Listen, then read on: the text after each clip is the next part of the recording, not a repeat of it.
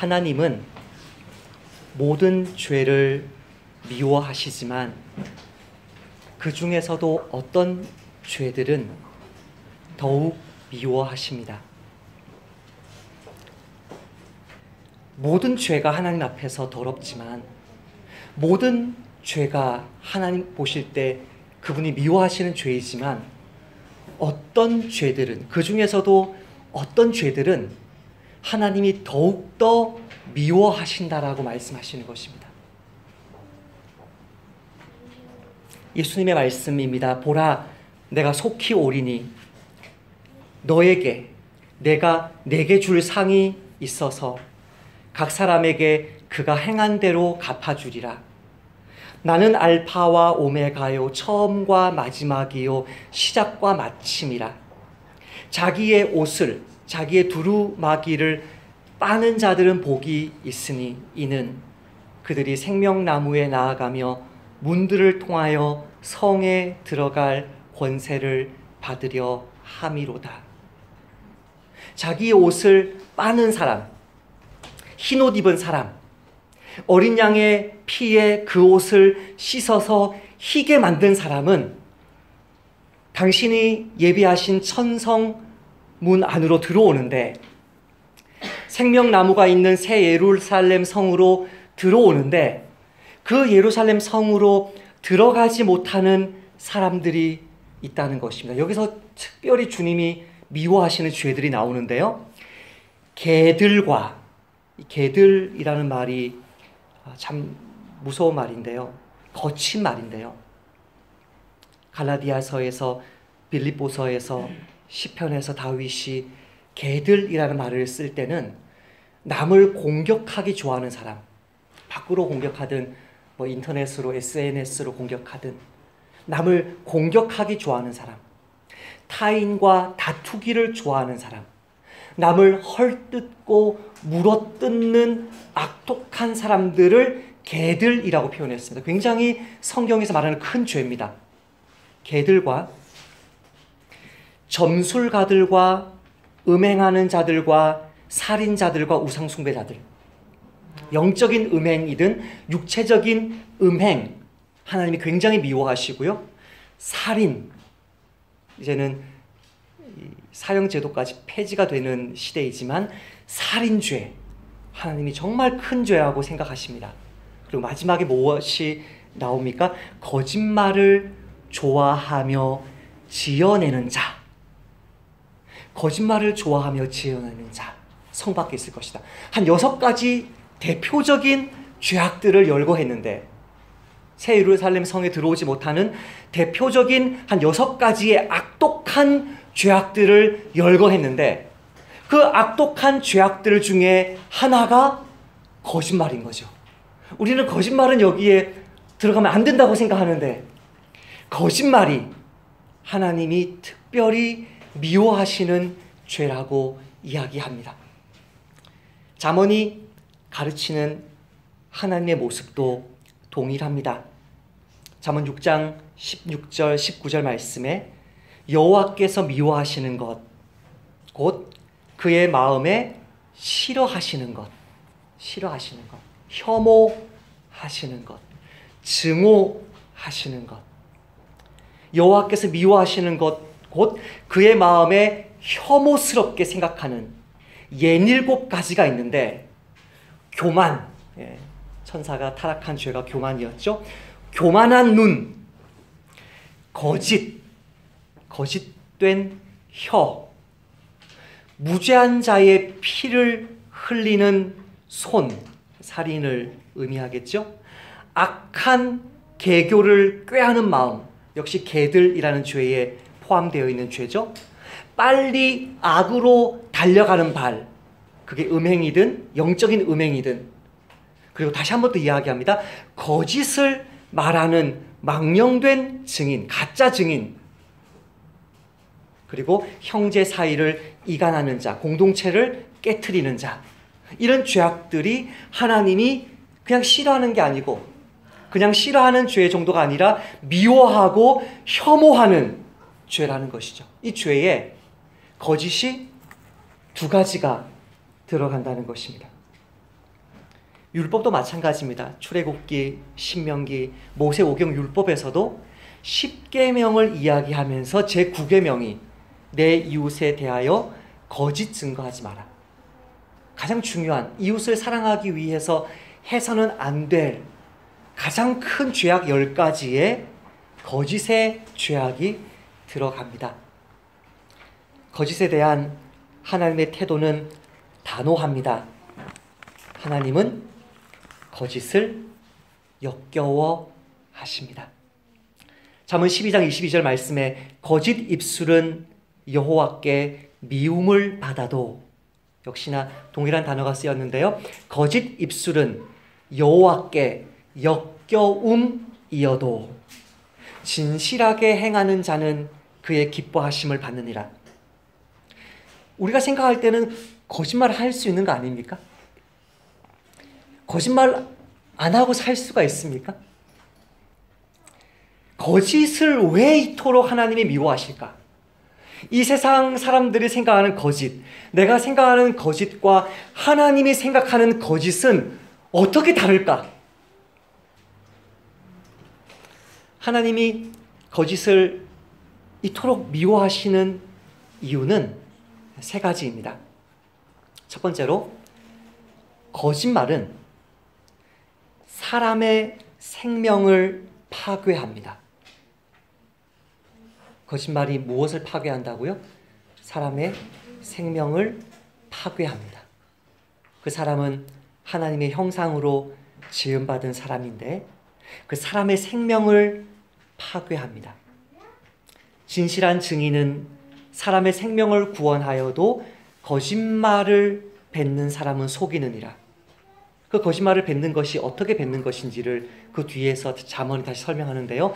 자기의 이웃을 쳐서 거짓 증거하는 사람은 방망이요 칼이요 뾰족한 화살이니라.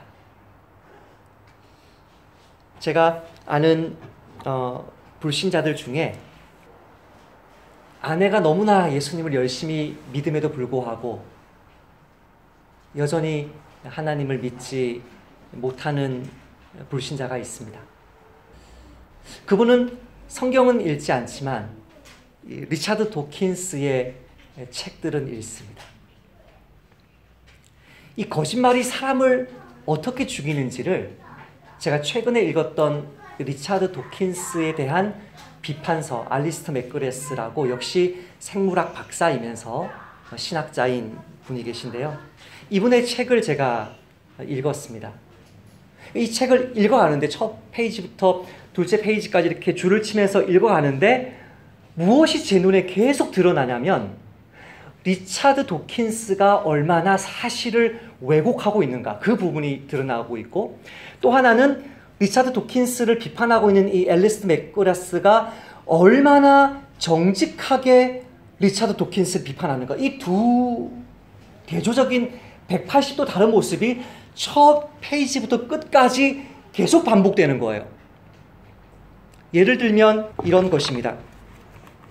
도킨스는 때때로 자기와 다른 입장은 성급하게 배격하고 자신의 견해에 대한 비판을 하는 사람은 과학계 전체를 비판하는 사람으로 간주해버린다. 만약에 제가 목사로서 잘못하면 여러분이 저를 비판할 수 있을 것입니다. 그러면 그것은 저의 잘못이지 교회에 대한 비판입니까? 예수님에 대한 비판입니까? 아니죠. 근데 자기 자신에 대한 비판을 과학계 전체에 대한 비판으로 몰아붙인다는 거예요. 거짓이죠. 엄청난 거짓이죠. 이기적 유전자 제2판에서 도킨스는 피셔, 이분이 20세기 초반 분이시거든요. 피셔라는 과학자가 쓴 글에 자신과 비슷한 생각이 간접적으로 드러나 있다라고 인정했다. 1판에서 각주를 달지 않고 이거를 자기 생각인처럼 이야기하니까 비판이 나오니까 2판에서는 간접적으로 그 70년 전의 사람도 사실 그 이야기를 했다라고 이야기하지만 알리스 맥그레스가 이렇게 이야기하는 거예요. 나도 과학도로서 피셔의 고전적 저작인 자연 선택의 유전학적 이론을 읽었지만 읽고 나서 나에게 든 생각은 도킨스의 생각과 비슷한 내용이 간접적으로 드러나는 게 아니라 꽤 직접적으로 명시되어 있다는 것이다. 이건 사실 표절을 말하는 것입니다. 저도 논문을 써보았지만, 글을 많이 써보았지만 표절한다는 것, 각주를 붙이지 않는다는 것, 미주를 붙이지 않는다는 것은 도둑질입니다. 그런 사람은 학자가 될 자격이 없습니다. 목사가 될 자격이 없습니다. 또다시 이런 이야기를 합니다. 자신과 반대되는 의견을 곡해하는, 이 사람이 레토릭이 굉장히 강한 사람인데, 수사학, 말을 굉장히 잘하는 사람인데, 자신과 반대되는 의견을 곡해하는 도킨스의 습관, 태도, 인격, 그 습관은 아마도 도킨스의 글에서 가장 매력적이지 않은 요소일 것이다. 가장 실망스럽다라는 이야기죠.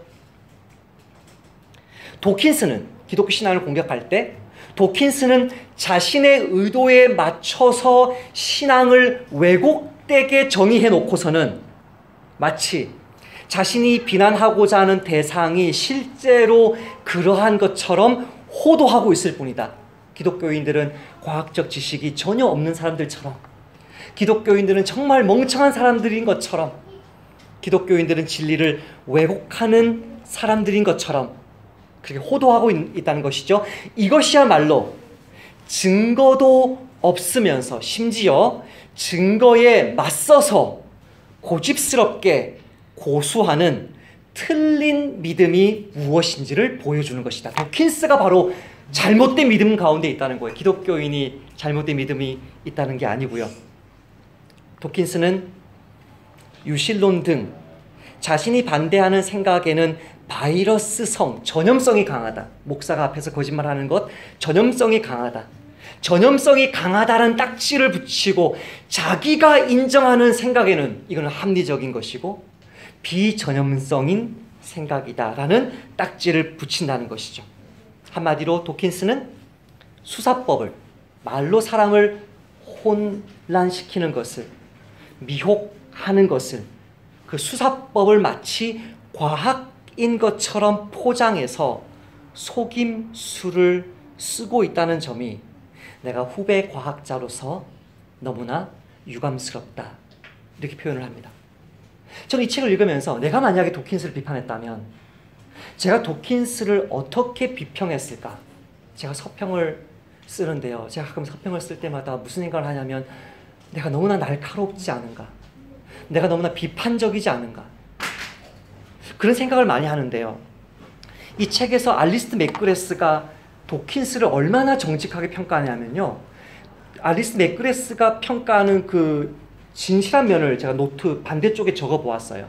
이렇게 이야기합니다. 어떤 기준으로 보더라도 이기적 유전자는 훌륭한 책이었다. 신선하고 그럴듯한 도킨스의 이론을 마주했을 때 느꼈던 그 순수한 지적 환희를 떠올리면 지금도 기분이 좋다. 자기를 비판하려고 하는 사람을 지금 계속 높여주고 있는 거죠. 정직하게 자기가 도킨스의 제자였음을 인정하는 것이죠. 나는 도킨스가 기독교를 공격함에도 불구하고 진지하게 귀를 기울일 만한 가치가 있는 비평가라고 생각한다. 도킨스는 여기서 과학과 종교에서 증명과 증거와 신앙이 차지하는 위치에 대해서 질문하는데, 이것은 매우 매혹적인 주제를 논의할 수 있는 공론장을 마련해 준 것이다. 이것에 대해서 도킨스에게 감사해야 된다.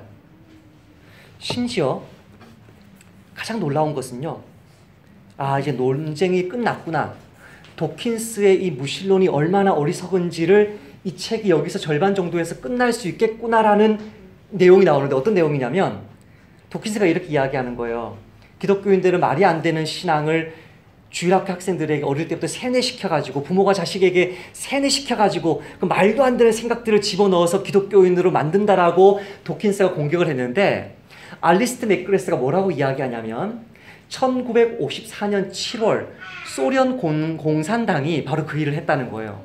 소련 공산당이 무신론이 옳다라는 것을 합리적으로 설명하려고 하다가 그게 합리적으로 설명이 안 되고 종교가 안 없어지니까 무슨 방법을 썼냐면 1950년대 중반에 모든 초등학교와 대학교까지 모든 학생들에게 세뇌를 시켜가지고 무신론이 옳다는 세뇌를 했다는 거예요. 그러므로 실제로 진리가 아니어서 세뇌를 하는 입장은 무신론 아니냐라고 이렇게 결론 내릴 수 있는 거 아닌가요? 근데 이렇게 말합니다. 만약 억지로 주입한 사상은 거짓이라는 도킨스의 주장이 타당하다면 우리는 무신론이야말로 악하고 비도덕적이며 신뢰할 수 없는 어린 아이에게 억지로 주입하지 않고서야 믿게 할 재간이 없는 말도 안 되는 주장이라고 결론 내려야 하지 않을까? 저 여기서 여기까지 읽었을 때 저는요, 그렇지. 도킨스를 여기서 아작을 내야지, 박살을 내야지, 이렇게 저는 생각했거든요. 여기서 어떻게 비트냐면요, 그러나 그렇지 않다. 어떤 사상이 제도적으로 남용된다고 해서 무조건 신뢰할 만하지 않다는 뜻은 아니다. 유신론이건 무신론이건 민주주의건 간의 말이다. 소련이 왜곡했지만 정말 무신론을 합리적으로 무신론을 변호할 수 있다면 그거 믿을 수 있는 거 아닌가. 그런데 그렇게 못하는 것이니까 소련이 이렇게 잘못했음에도 불구하고 나는 이걸로 도킨스를 공격하지 않겠다. 거의 죽일 수 있었는데요. 논리적으로. 끝까지 진실하게 말합니다. 그러면서도 도킨스의 생각이 얼마나 거짓인지를 합리적으로 정직하게 논쟁을 펴나갑니다. 이것은 증명할 수 없다. 기독교 신앙은 증명할 수 없다. 천지를 창조한 거 증명할 수 없다. 하나님이 계신 거 증명할 수 없다. 삼위일체 증명할 수 없다. 이것은 증명할 수 없다는 그 사실에서 도킨스처럼 이것은 틀렸다라고 논리적인 비약을 저지르는 것, 그것이 바로 비과학적인 것이고, 도킨스가 그렇게 많은 불신자들을 그들의 사도로 행세하고 있지만 사실은 거짓 사도라는 것을 밝혀줍니다. 여러분, 거짓은 사람을 죽입니다.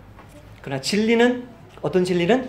알리스 맥그라스가 보여준 이 진리, 내가 논쟁하고 내가 싸워서 이겨야 될 그 사람과의 관계 속에서도 끝까지 진리를 추구하는 그 태도가 무엇을 구합니까? 사람의 생명을 구합니다. 하나님이 왜 진리를 기뻐하시고 거짓을 역겨워하십니까? 거짓은 사람을 죽입니다. 그 육신뿐 아니라 영원한 신앙을 죽입니다. 두 번째로 하나님이 거짓을 역겨워하시는 이유는 모든 거짓말은 마귀에게서 왔기 때문입니다. 모든 거짓말은 마귀에게서 왔습니다. 너희는 너희 아비 마귀에게서 났으니 너희 아비의 욕심대로 너희도 행하고자 하느니라. 그는 처음부터 살인한 자요, 진리가 그 속에 없으므로 진리에 서지 못하고 거짓을 말할 때마다 제 것으로 말하나니 이는 그가 거짓말쟁이요 거짓의 아비가 되었습니다. 이번 주에 여러분 혹시 거짓말 하신 것 생각나십니까? 지난주에 혹시 여러분 거짓말 하신 것 생각나십니까? 우리는 의식하지 못하고 그 말을 했을 수 있지만 그것은 마귀에게서 난 것입니다.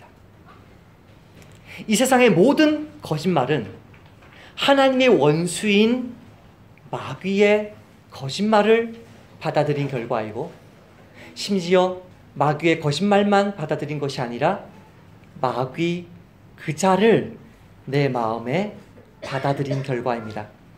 베드로가 이르되 아나니아야 어찌하여 사탄이 내 마음에 가득하여 내가 성령을 속이고 땅값 얼마를 감추었느냐.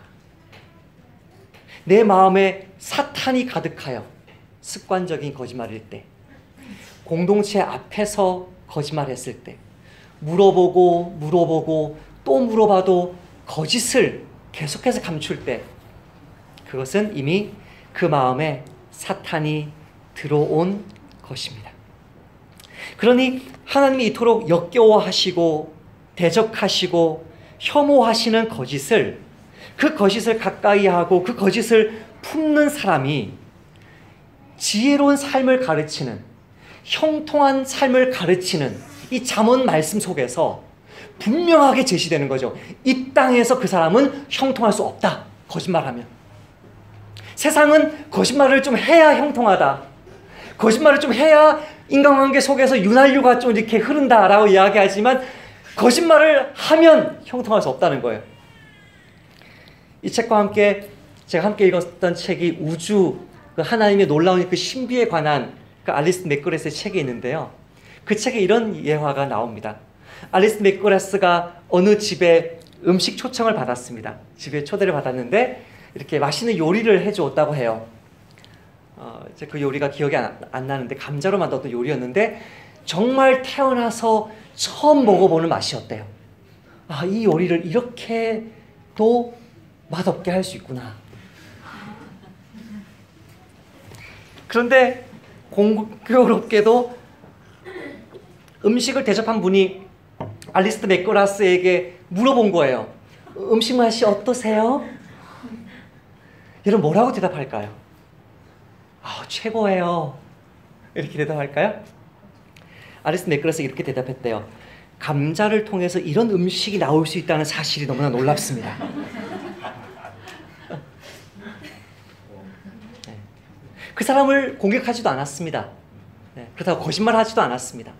진실을 이야기하되 예의 바르게 위트 있게 지혜롭게 이야기했습니다. 왜요? 하나님이 거짓을 너무나 미워하시기 때문에요.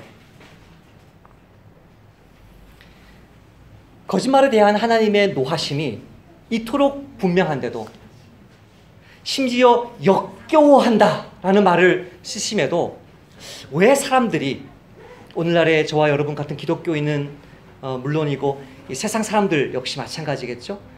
거짓말을 하나님이 이렇게 미워하시는데도 왜 사람들은 거짓말을 가볍게 생각할까? 왜 쉽게 거짓말을 할까? 첫 번째,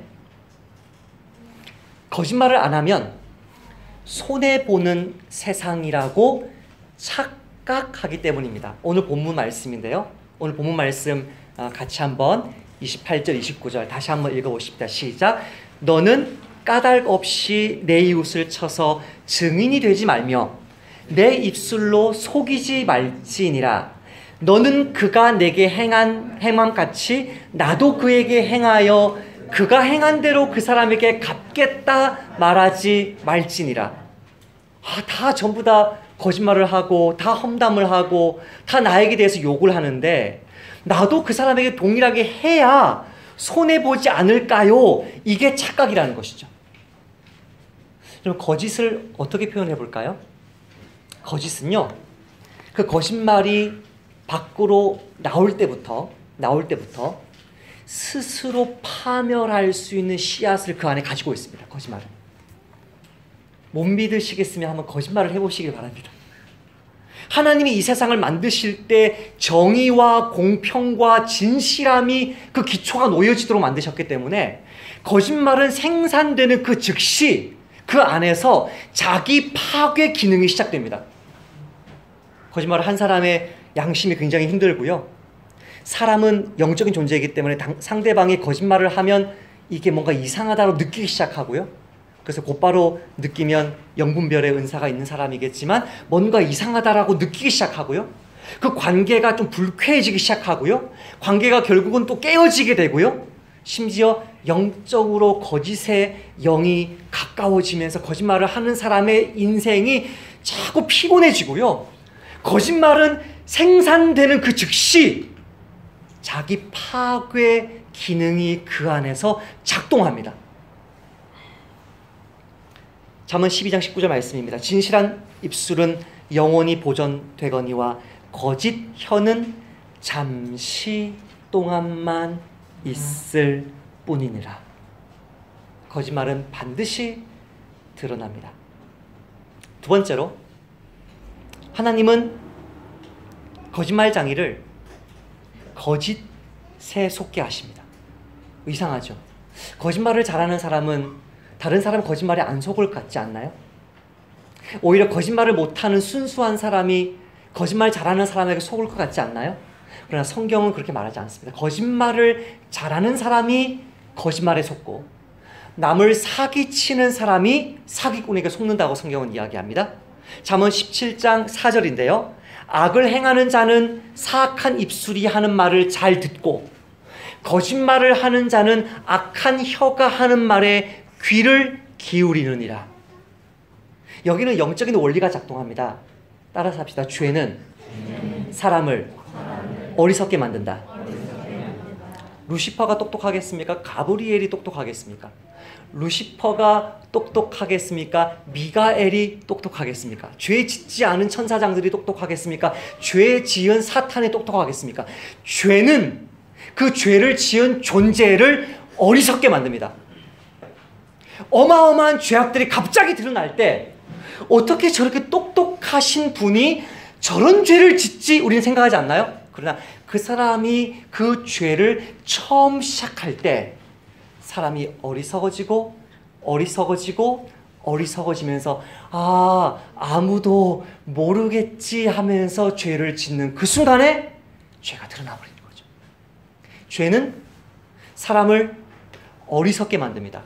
그러므로 거짓말을 하는 사람은, 남을 속이는 사람은 점점점 분별력이 없어지고요. 사람 보는 눈이 없어지고요. 상황이 어떻게 돌아가는지를 모르게 됩니다. 눈이 캄캄해집니다. 그래서 결국은 거짓말하는 사람은 그 거짓말 때문에 망하게 합니다. 거짓말 자체가 자기 파괴 기능이 있기 때문에 거짓말은 오래가지 못하고, 거짓말을 하는 사람은 결국에는 다른 사람들의 거짓말에 속아서 그 인생이 무너질 수 있다는 사실을 아는 사람은 다른 사람이 거짓말한다고 해서 자기가 똑같이 거짓말해야만 손해보지 않는다는 어리석은 생각을 하지 않습니다. 거짓말은 망하는 것이구나. 거짓말은 죽는 것이구나.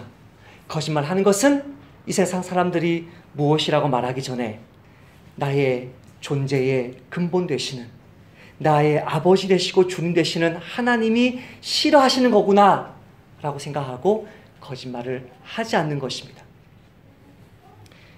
이 말씀을 우리의 삶에 적용해 보겠습니다. 저는 두 가지로 제가 최근에 겪은 일을 가지고 제 삶에 적용을 했습니다. 첫 번째는 제가 동의하지 않는 잘못된 사실을 이야기하는 사람 앞에서 내가 어떻게 반응할 것인가 였습니다. 지난 2년간 어느 신우회에 제가 설교를 한 적이 있습니다. 그 신우회에 선교사님들이 매달 오셔서 설교를 하는 신우회인데, 선교사님들이 오지 못하는 그런 주에는 제가 선교사 출신이었기 때문에 제가 가서 설교를 해 주었던 그런 신우회였습니다. 그 신우회에서 이제 마지막 신우회를 마치는 식사 모임을 가진 것입니다. 그 식사 모임에서 제가 대접을 받는 자리에서 대접하시는 분이 본인이 다니시는 교회 목사님을 변호하는 이야기를 하셨습니다. 그러나 그것은 거짓이 분명했습니다. 그 목사님이 법의 심판을 받은 것은 그 법이 잘못된 게 아니고, 제가 볼 때는 우리나라 이런 고등법원이, 대법원이, 판사들이 다 나쁜 사람이어서가 아니라 그분의 거짓말이 누적되었기 때문에 도저히 역겨워서 참지 못하신 하나님이 그거를 드러낸 거거든요. 그런데 설교한 저와 찬양 인도를 맡은 두 분, 그리고 그 신우회의 회장, 그 네 분이 식사하는 자리에서 지금 우리나라 이 법조계가 좌파로 물들어서 우리 목사님 같은 분이 핍박받고 있습니다라고 이야기하셨을 때 그 0.1초? 한 0.5초? 주여, 제 마음에 주여, 제가 어떻게 대답할까요? 주여.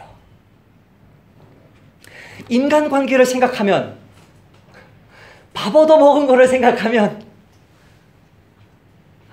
무언가 긍정적인 맞장구를 쳐줘야 되는데 그것은 거짓이잖아요. 그것은 거짓이잖아요. 사실이 아니거든요.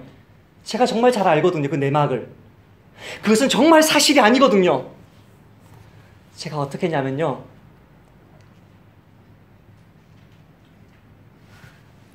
이렇게 네, 침착하게 한번 마주치면서 눈웃음 짓고 밥을 먹었습니다.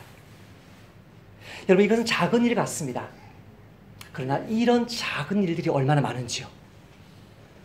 A라는 형제가 B라는 형제에게 C라는 형제에 대해서 욕을 할 때 우리는 그 A라는 형제와의 나와의 관계 때문에 무언가 모르게 맞장구를 쳐줘야 되기 때문에 때로는 전화로, 때로는 대화로, 때로는 카톡으로 무언가 모르게 거짓을 동참해야 되는 압력을 받지 않나요? 그때 저와 여러분은 어떻게 반응할 수 있을까요? 진실하게 반응하는 것을 하나님이 기뻐하십니다. 그것이 관계를 깨트린다라고 생각하면 오해고 착각이고요. 그 진실함이 결국에는 나에게 남을 욕하려고 했던 사람이, 결국 나에게 거짓말을 하려고 했던 사람이, 이 사람이 언젠가 신앙이 정말 좋아져서 정직해질 때, 아, 그때 그 친구, 아, 그때 그 집사님, 아, 그때 그 형제, 그 형제는 정말 진실하게 서 있구나.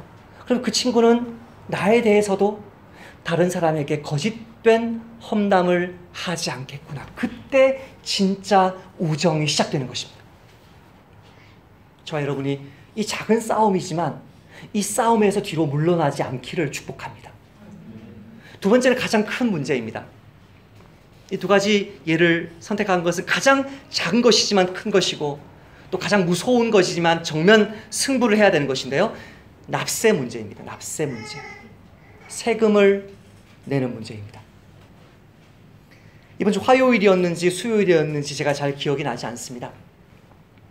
제 마음이 불안해지기 시작한 것입니다. 2주가 남았는데, 이 올해가 2주가 남았는데, 이 2주 남은 날이 얼마 되지 않았는데, 내가 분명히 국세청에 가서 목회자 납세가 올해부터 시작되었는데 1년을 유예기간을 두지만 1년 유예기간 두는 것 자체가 이게 종교계의 목사들에게 이게 수치이기 때문에 제가 자발적 신고를 한 것 같은데 단 한 번도 이 교회당으로 저보고 세금 내라는 고지서가 날라오지 않으니까 제가 불안해지는 것입니다. 그래서 제가 화요일인가 수요일인가 국세청을 찾아갔습니다. 강남역에 있는 이 서초 세무서 양재동을 담당하는 거기를 찾아갔습니다. 앞에 1층에 있는 로비에 저기 목회자인데요. 목회자 세금 내는 것 때문에 문의가 있습니다. 어디를 가야 됩니까? 뭐 몇 층을 가래요. 몇 층을 가서 사무실 문을 딱 여니까 한 이 정도 되는 공간에 세무사님들이 막 열심히 막 일을 하고 있는데 뻘쭘하게 서가지고 누구에게 물어봐야 되는지 이렇게 보고 있는 거죠. 근데 한 사람이 저희 눈이 마주쳐서 이야기를 나눴더니 거기는 딴 데를 가셔야 됩니다. 또 딴 데를 또 가서 한 두세 명에 거쳐가지고 제가 이제 설명을 한 것이죠. 세금을 내야 되는데 세금을 내라고 안 하는데요. 어떻게 해야 될까요? 그러니까 그분이 뭘 하셨네요. 그래서 제가 올해 와서 제가 신청한 것 같은데 한번 신청했는지 안 했는지 조사해 보실래요? 그 조사를 하더니 신청 안 한 것 같네. 이거 써주세요. 그래서 써주시고, 예, 그리고 이렇게 다 뭘 썼어요. 6개월 만에 한 번씩 뭘 하는 게 있대요. 그래서 그 6개월 만에 한 번씩 하는 것도 또 신청을 했어요. 그리고 제가 제 집에서 기다린 거죠. 그러다가 하루 이틀 지나서 전화가 왔어요. 이창산 씨 되시죠? 제가 이번에 신청하러 오신 것 등록하려고 했더니 이미 1월 달에 다 신청하셨네요. 그러면 우리가 설명해 드렸던 거 다 무효하시고 내년 2월에? 내년 1월에 뭔가 있을 겁니다. 그때 그걸 하면 됩니다라고 이야기하는 거예요. 근데 제가 잘 이해가 되지 않는 거예요. 그래서 제가 그날 국세청에서 받아온 이 자료를 종교인 소득 신고 안내 이거를 하루 종일 정독했습니다. 하루 종일 정독하고 마치 제가 성경 읽듯이 형광펜 쳐가면서 줄 그어가면서 별표 쳐가면서 이걸 다 읽으니까 와, 우리 재정부장님보다 우리 회계사님보다 내가 이제 종교인 납세를 더 잘 알지 않을까 착각이 빠질 정도로 너무 제 마음이 기쁜 거예요. 너무 기쁜 거예요. 여기서 제가 이 책을 안 읽었으면 실수할 뻔했던 사실을 알게 되었어요.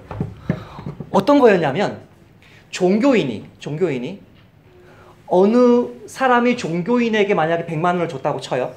100만 원을 줬습니다. 100만 원을 줬어요.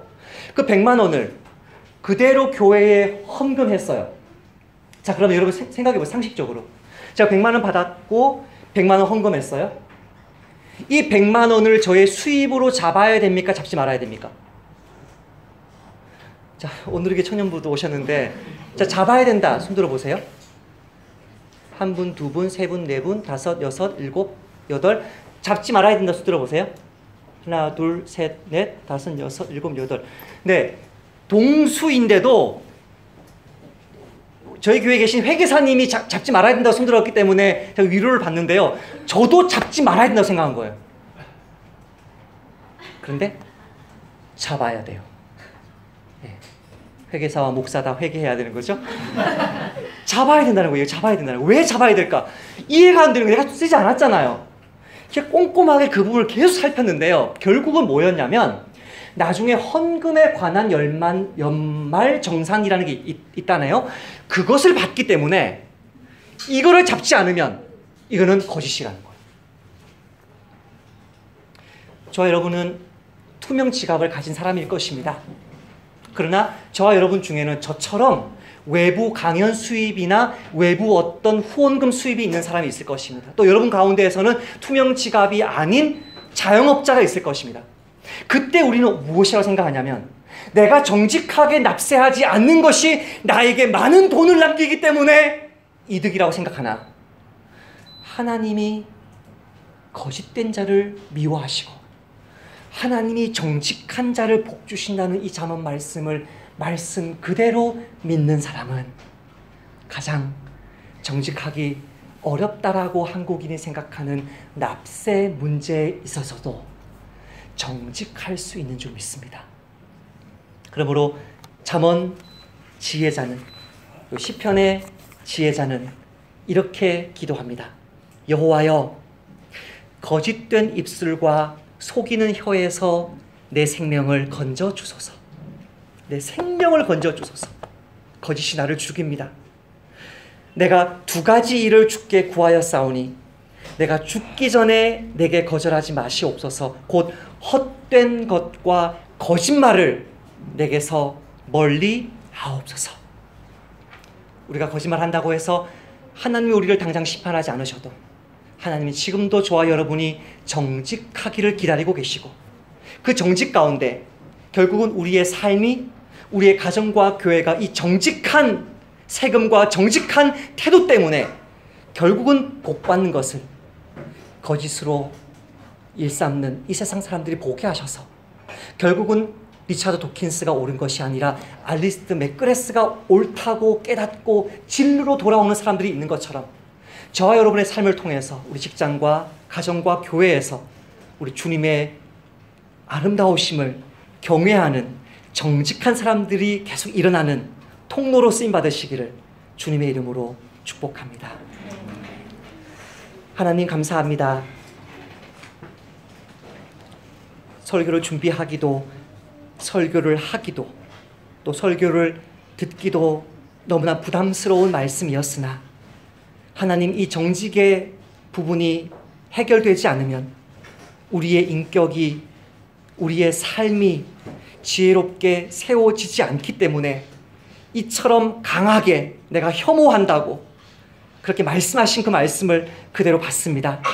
주님, 이 자리에 있는 자영업자들, 직장인들, 또 저를 비롯한 얼마든지 이렇게 세금을 내지 않을 수 있는 사람들, 정직하게 세금 내는 그런 믿음의 도전 한 발 나아가도록 우리에게 믿음을 더하여 주시고, 우리 일상생활 속에서 친구들과 대화할 때 거짓에 대해서는, 나쁜 말에 대해서는 끝까지 침묵하며 동의하지 않고 끝까지 진실하게, 그러나 겸손하게, 그러나 사랑하는 마음으로 그 친구 옆에 머물러 있는 우리 모든 청년들, 장년들, 노년들, 우리 어린아이들 되도록 은혜 베풀어 주옵소서. 예수님의 이름으로 기도하옵나이다. 아멘.